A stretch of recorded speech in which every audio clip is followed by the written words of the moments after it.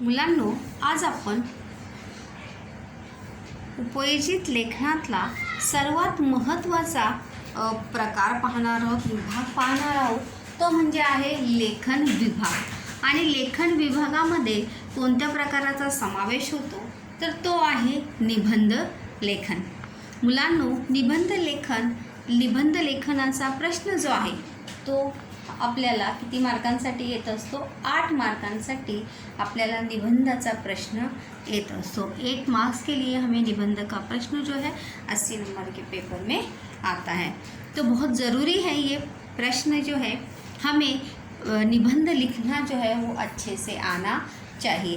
तर आज आपण या तासाला पाहणार आहोत की निबंध लेखन करताना कोणकोणत्या गोष्टी आपण लक्षात घेतल्या पाहिजे किंवा कोणकोणत्या गोष्टींची काळजी घेऊन आपण निबंध लेखन कशा प्रकारे करायला पाहिजे.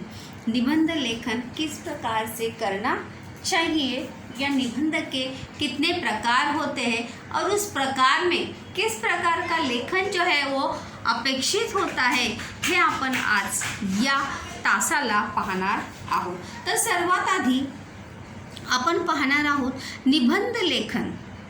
निबंध म्हणजे आपल्या विचारांचे स्पष्टीकरण करतो त्याला निबंध असे म्हणतात. निबंध किसे कहते हैं कि जब हमने अपने विचारों का स्पष्टीकरण करते हैं तो उस लेखन को क्या कहा जाता है? निबंध कहा जाता है. क्या कहते हैं? निबंध कहते हैं. निबंध या शब्दाची फोड केली तर शब्दाचा विग्रह केला, अगर जैसे हम संधि विच्छेद करते हैं तो उसी प्रकार से जर आपण निबंध या शब्दाचा जर विग्रह केला तर त्या शब्दाचा विग्रह काय होणार आहे तर ती नि अधिक बंध अशी होईल. म्हणजेच ज्याला कोणतेही बंध नाही पण त्यात तार्किकता असावी तरच तो निबंध वाचनीय होतो. नि अधिक बंध, अगर इसका अर्थ अगर हम देखेंगे निबंध का, तर बंध म्हणजे कोई भी नियम नहीं और नि म्हणजे नाही, मतलब कोणतेही बंधन नाही असा म्हणजे तो आहे निबंध.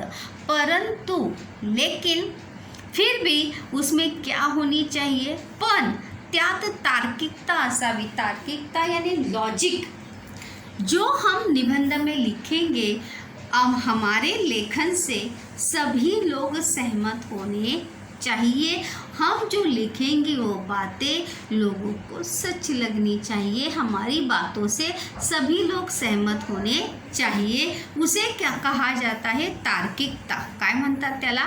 तार्किकता असावी तरच तो निबंध वाचनीय होतो. मतलब बंधन नहीं है उसे कहते हैं निबंध, तो हम कुछ भी लिख देंगे क्या?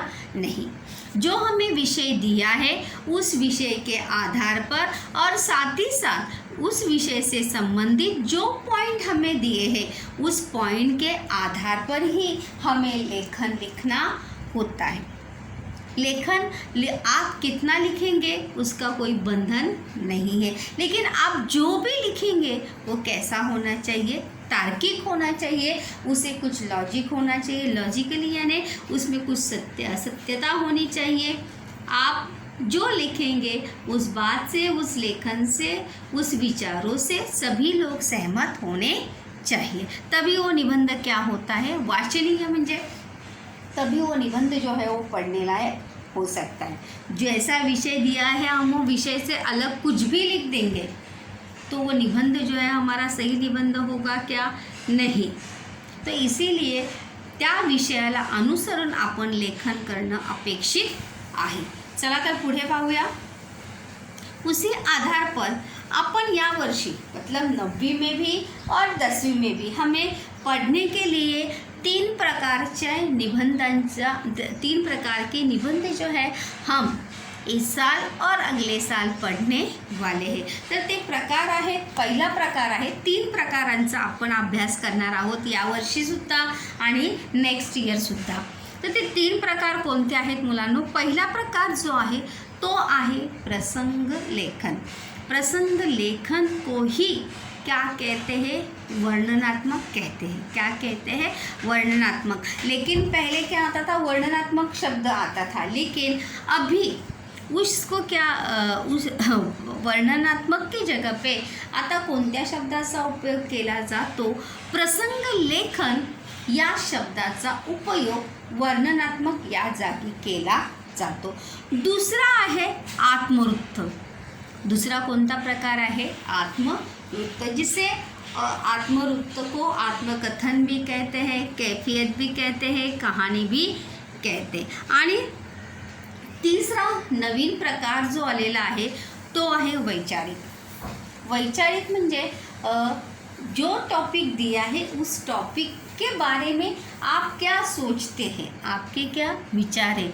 वैचारिक यानी थिंकिंग राइटिंग, सोच समझ कर उसमें उस टॉपिक से रिलेटेड आप क्या सोचते हैं, उस टॉपिक के बारे में आपको क्या लगता है. म्हणजे झाडे वाचवा, झाडे जगवा असा जर वैचारिक निबंध असेल तर त्या विषयाशी संबंधित तुम्ही काय काय लिहू शकता.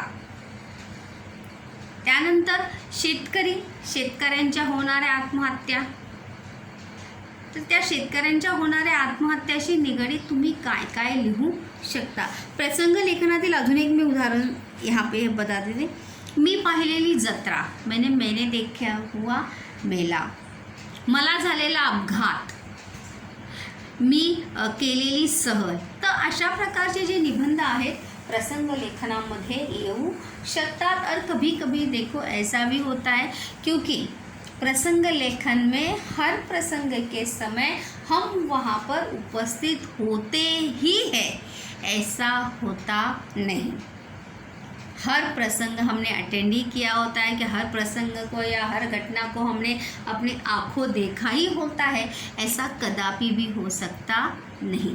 तो इसीलिए जब भी हम लिखेंगे तो उस लेखन में, उस प्रसंग लेखन में मुद्दों के आधार पर हमें सारासार विचार करते हुए उसके हिसाब से ही आपको लेखन करना चाहिए. तो इसलिए अभी हम स्टेप बाय स्टेप प्रकार जो है यहाँ पर देखते हैं. पहिला प्रकार जो आहे तो आपण पाहणार आहोत तो म्हणजे प्रसंग लेखन. कोणता प्रकार पाहणार आहोत? प्रसंग लेखन. पहा, प्रसंग लेखन कशाला म्हणतात? पाहिलेल्या दृश्याचे किंवा प्रसंगाचे चित्र हुबेहूब शब्दात रेखाटणे यालाच वर्णनात्मक म्हणजेच प्रसंग लेखन असे म्हणतात. मतलब देखा हुआ दृश्य अथवा देखा हुआ प्रसंग, देखी हुई घटना का चित्र हुबहूब जब हम अपने शब्दों में उतारते हैं, शब्दों में लिखते हैं, तो उसी लेखन को क्या कहा जाता है? वर्णनात्मक. देखो मैंने कहा है कि पहले उसके लिए कौन सा शब्द प्रयोग करते थे? वर्णनात्मक. लेकिन अब कौन सा शब्द प्रयोग किया जाता है? प्रसंग लेखन. तेव्हा त्या लेखनाला काय म्हणतात? वर्णनात्मक म्हणतात. म्हणजेच प्रसंग लेखन असे म्हणतात. मतलब जब आप किसी घटना का, किसी प्रसंग का, किसी दृश्य का हुबहूब वर्णन करेंगे तब वो क्या हो जाएगा? प्रसंग लेखन हो जाएगा. और इसके पहले ही मैंने यहाँ पर बताया था कि हर घटना, हर प्रसंग हमने अनुभव किया होता नहीं. तो इसलिए अगर हमने वो घटना देखी नहीं है तो लिखेंगे नहीं क्या? नहीं, ज़रूर आपको लिखना है, लेकिन जहाँ वहाँ पर जो पॉइंट्स दिए होंगे उसका आधार लेकर आप ज़रूर उसका लेखन कर सकते हैं. नेक्स्ट देखते हैं. यामध्ये प्रसंग लेखन, यामध्ये म्हणजे प्रसंग लेखनामध्ये आपली निरीक्षण शक्ती ही महत्त्वाची असते. निरीक्षण शक्ति यानी ऑब्जर्वेशन. इस प्रसंग लेखन में आपका ऑब्जर्वेशन जो है बहुत मायने रखता है कि जो प्रसंग आपने देखा उस प्रसंग में आपने क्या क्या देखा, कैसे हुआ, किस तरह हुआ, क्या हुआ, ये सब का निरीक्षण जो है जब आप अच्छे से करेंगे तभी आप उसका लेखन जो है वो कर सकते। इसीलिए प्रसंग लेखन में निरीक्षण शक्ति म्हणजे ऑब्जर्वेशन जो है वो क्या है, बहुत ही महत्वपूर्ण है, क्योंकि जैसा हम देखेंगे वैसा ही हम लिखेंगे। और अगर कभी कभी हमारी देखी हुई घटना नहीं आती है तो भी मुद्दों के आधार पर आपको यहाँ पर पॉइंट सुनने के बाद ज़रूर आप लिख सकते हैं। दैनंदिन आयुष्यात आपल्यासमोर अनेक घटना प्रसंग घड़त असतात। हमारे डेली रूटीन में ऐसी बहुत सारी घटनाएं प्रसंग जो है घटित होते हैं। जैसे मैंने अभी कहा की मला झालेला अपघात, मी पाहिलेली जत्रा, शाळेतील माझ्या शाळेचे वार्षिक स्नेहसंमेलन, शाळेचे स्नेहसंमेलन, वार्षिक स्नेहसंमेलन यानी वार्षिक एनुअल फंक्शन जो होता है उसे कहते हैं स्नेह सम्मेलन। त्या प्रसंगाचा आपण एक भाग आहोत किंवा तो प्रसंग आपल्या बाबतीत घडला आहे अशी कल्पना करून जेव्हा तो प्रसंग आपण शब्दात मांडतो तेव्हा त्याला प्रसंग लेखन असे बनतात। तो प्रसंग लेखन करते समय ही ये बहुत ज़रूरी बात आपको याद रखनी है कि दैनंदिन आयुष्यामध्ये ज्या घटना, ज्या प्रसंग घड़त असतात उस प्रसंग का या उस घटना का आप एक भाग है, अथवा वो प्रसंग या वो घटना आपके साथ ही घटित हुई है। जब आप ऐसी कल्पना करेंगे तभी वो प्रसंग जो है आप अपने शब्दों में क्या कर सकते हैं, व्यक्त कर सकते हैं, शब्दों में उसे उतार सकते हैं, लिख सकते हैं।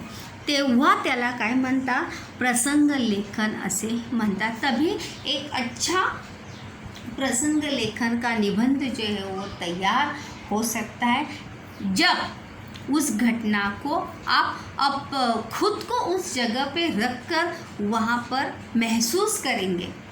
जैसा मला झालेला अपघात या मला झालेला अपघात या इस प्रसंग की जगह पर जब आप अपने आप को रखेंगे कि आपको क्या तकलीफ़ हुई थी, आपको क्या अनुभव आया था, ये जब आप खुद महसूस करेंगे या उस घटना की कल्पना करेंगे तब आप बड़े ही अच्छे से उसका लेखन कर सकते। जैसे कि शुरुआत में ही मैंने कहा कि हर घटना, हर अनुभव हर प्रसंग, हर घटना हमने अनुभव लिया नहीं होता है, इसीलिए कभी कभी काल्पनिकता भी हमें उसमें, क्योंकि हम कल्पना करके ही लिख सकते हैं उसकी, क्या ऐसा थोड़ी है कि पहले उसका अनुभव लेंगे और फिर लिखेंगे, नहीं। तो इसीलिए उसमें थोड़ी सी काल्पनिकता भी हमें कर विचार कर सोच कर हमें खुद वहाँ पर लेखन करना होता है। इसके बाद हम देखेंगे बच्चों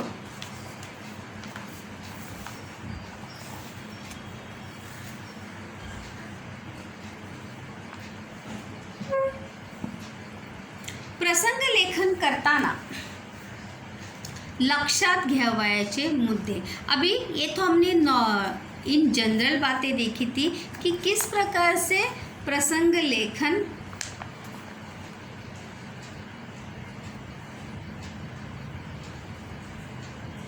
कौन सी बातें जो है हमें ध्यान में रखनी है। पहला पॉइंट आहे प्रसंग लेखन करताना घटनांचा तार्किक विचार करावा। तार्किक यानी लॉजिकली, सही में ऐसा हो सकता है क्या, ऐसा विचार कर ही हमें वो प्रसंग लेखन में लिखना चाहिए। कुछ भी हम मन से उसमें लिख सकते नहीं, क्योंकि जो हम लिखेंगे उस बात से लोग अगर हंसने लगेंगे या उस बात से लोग सहमति नहीं होंगे तो ऐसा चलेगा नहीं। तो इसीलिए प्रसंग लेखन करताना घटनांचा तार्किक विचार करावा। लॉजिकली उसमें हमें विचार करना आवश्यक है कि जो हम लिख रहे हैं वो सही है या नहीं। त्यानंतर दुसरा पॉइंट आहे मुलांनो की भाषा प्रभावी वो हुबेहूब वर्णन करणारी असावी। हम जो भाषा का प्रयोग करेंगे वो भाषा कैसी होनी चाहिए? प्रभावी और हुबेहूब। हुबेहूब यानी हूबहूब, डिक्टो, सेम टू सेम। मतलब जिस घटना का या प्रसंग का आप वर्णन कर रहे हो, वो घटना, वो प्रसंग आपकी आंखों के सामने प्रतीत होना चाहिए, प्रकट होना चाहिए। इतना प्रभावी लेखन जो है आपका होना चाहिए। इसीलिए कहा है कि भाषा प्रभावी व हुबेहूब वर्णन करणारी असावी। तिसरा पॉइंट आहे, भाषा साधी सोपी असावी, त्यात अलंकारिकता नसावी। अभी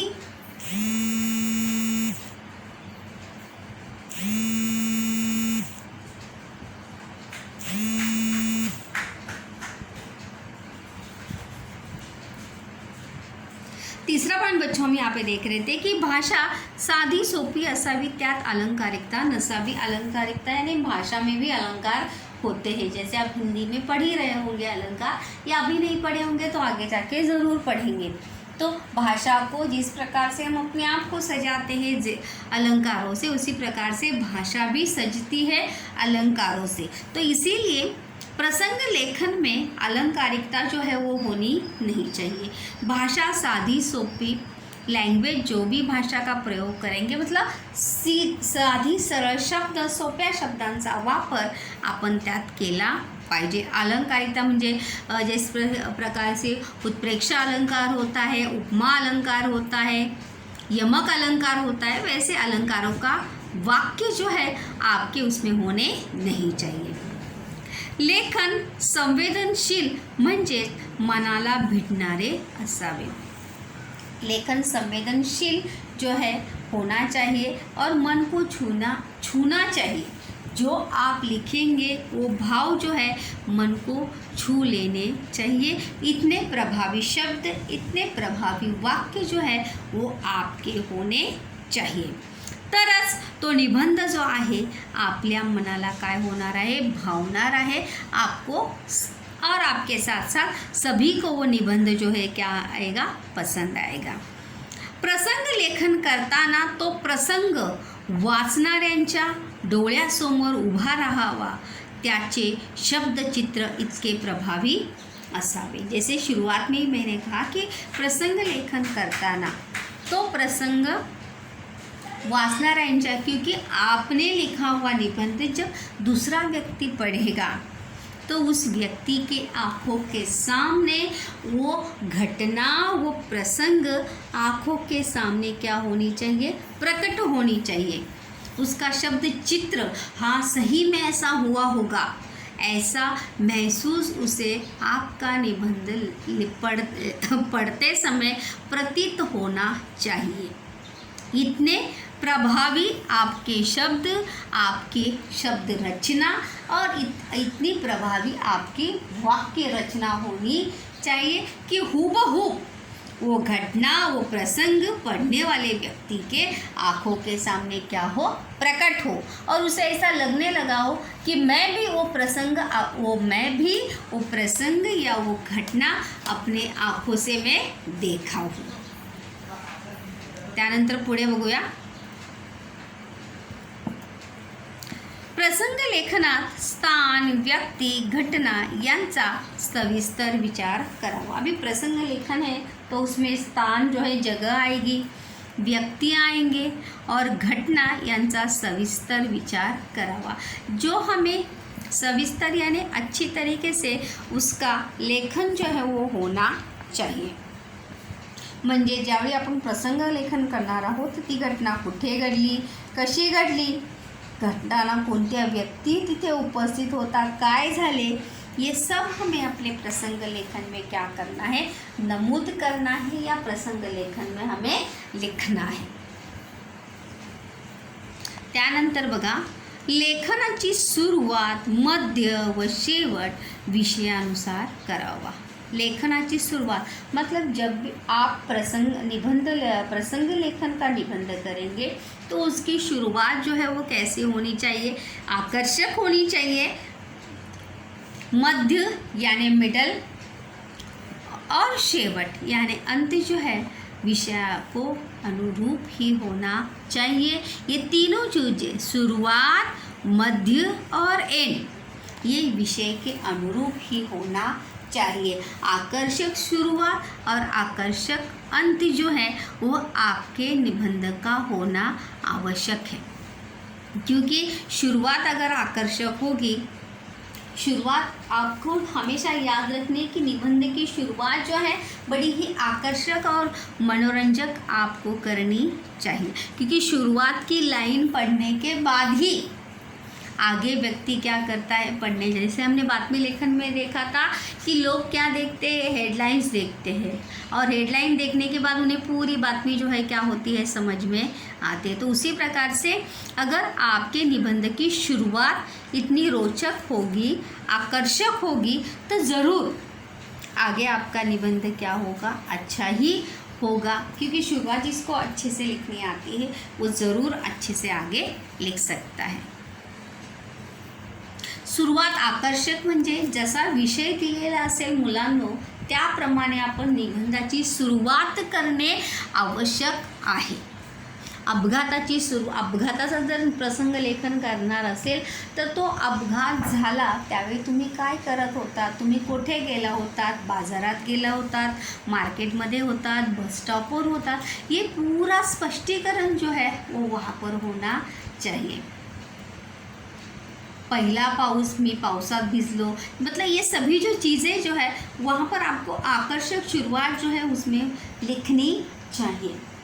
निबंध जो है देखो बोलना चाहिए, मतलब जब हम पढ़ेंगे तो हमें ऐसा प्रतीत होना चाहिए कि वो व्यक्ति हमारे साथ क्या कर रहा है, संवाद कर रहा है, तो माणूस ती व्यक्ती आपल्याशी काय करत आहे, बोलत आहे।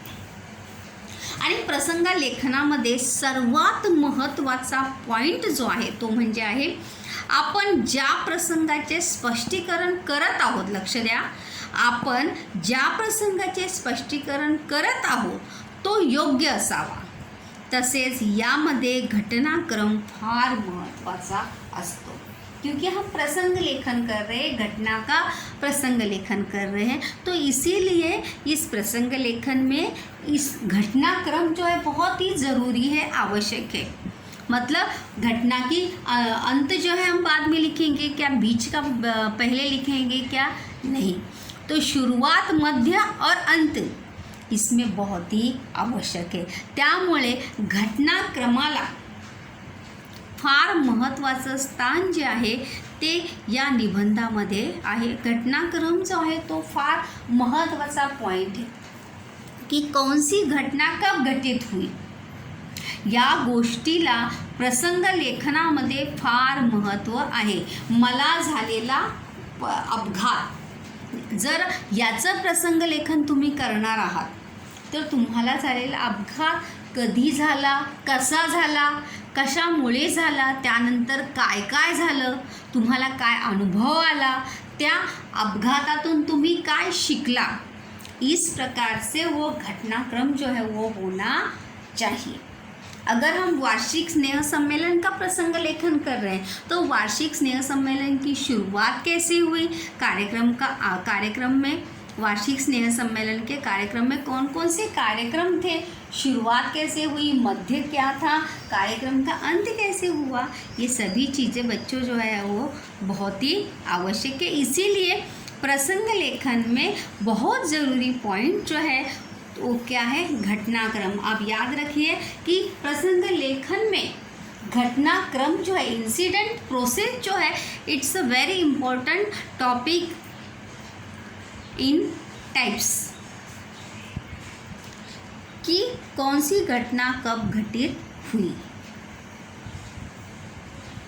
आई होप आप समझ गए होंगे। यहाँ पर घटनाक्रमानुसार नेक्स्ट पॉइंट आहे, घटनाक्रमानुसारच आपण दिलेल्या मुद्द्यांच्या आधारे स्पष्टीकरण करावे। आणि सर्वात महत्त्वाचं म्हणजे घटनाक्रमानुसारच हमें जो पॉइंट्स दिए होंगे, देखो पॉइंट्स भी वैसे ही दिए जाते हैं। और कभी कभी देखो बॉक्स बना होता है और इधर उधर जैसे यहाँ पर ऐसे बॉक्स बना है, बीच में यहाँ पर टॉपिक है and there is a point is here now. तो ऐसे में हमें पता चलता नहीं, जैसे कहानी मुद्दों के आधार पर कहानी में हमें पता चलता है कि पहला पॉइंट कौन सा, दूसरा पॉइंट, लेकिन यहाँ पर निबंध में हमें कभी पता चलता नहीं। तो हमें ये खुद तय करना है की कोणता पॉइंट जो आहे पहिला असणार आहे, कौन सी घटना जो है, मतलब पहले प्रसंग लेखन जब हम करेंगे तो तुम्हाला लक्षात आलं पाहिजे की कोणती घटना पहिली घडली। लास्ट पॉइंट दिस टॉपिक नाव, सर्वात महत्त्वाचे म्हणजे आपण त्या ठिकाणी स्वतः उपस्थित होतो असे प्रभावी लेखन व स्पष्टीकरण असावे। जैसे मैंने अभी बताया कि it's a most important things in this topic कि हम स्वयं वहाँ पर उपस्थित थे, हमने आंखों देखा। जिस प्रकार से देखो न्यूज़ रिपोर्टर वगैरह वहाँ पर खड़े होके आंखों देखा हाल बताते कि देखिए यहाँ पर कैसे गाड़ियों का एक्सीडेंट हुआ है, लोग कैसे दर्द से करहा रहे हैं, क्योंकि वो आंखों देखा हाल जो है वो आपको बता रहा होता है। तो उसी प्रकार से हमें भी उस घटना या उस प्रसंग के समय हम स्वयं वहाँ पर उपस्थित थे, इतना प्रभावी लेखन और स्पष्टीकरण होना चाहिए। इस प्रकार से प्रसंग लेखन करते समय हमें तीन चीज़ें ध्यान में रखनी है कि स्थान, व्यक्ति, घटना इनका विस्तारपूर्वक स्पष्टीकरण होणं आवश्यक आहे। आणि त्यानंतर सर्वात महत्त्वाचं म्हणजे यामध्ये आपण घटनाक्रमाला फार महत्त्व द्यायचं आहे। अगर आपका उलट पुलट हो गया तो आपका निबंध पूरा क्या हो जाएगा, गलत हो जाएगा, रॉन्ग हो जाएगा। त्यामुळे तुम्ही सुद्धा ज्यावेळी कोणत्याही प्रसंगाचं लेखन तुम्ही कराल त्यावेळी त्या प्रसंगाची सुरुवात, मध्य आणि शेवट या गोष्टींकडे तुम्ही लक्ष देणं जे आहे ते काय आहे, आवश्यक आहे। त्यानंतर आपण दुसरा एक प्रकार पाहणार आहोत, तो आहे आत्मकथन। मला वाटतं फक्त आपले या पिरियडमध्ये परिभाषाच होणार आहेत असं वाटतं। एनिवेज आत्मकथन सर्वात लिहिण्यासाठी सोपा असा जो प्रकार आहे मुलांनो, तो आहे आत्मकथन। आत्मकथन म्हणजे स्वतःच्या आयुष्याविषयी स्वतः सांगितलेली माहिती किंवा वृत्तांत होय। आत्मकथन किसे कहेंगे कि हम खुद के बारे में, खुद के जीवन के बारे में जब हम खुद बताते हैं, खुद जानकारी देते हैं, खुद वृत्तांत बताते हैं कि हाँ ये ऐसा हुआ, वैसा हुआ, तेव्हा त्याला काय म्हणतात, आत्मकथन असे म्हणतात। आत्मकथनात आपण सजीव किंवा निर्जीव वस्तू स्वतः बोलत आहोत अशी कल्पना केलेली असल्याने या निबंधाचे लेखन प्रथम पुरुषी एकवचनी असावे।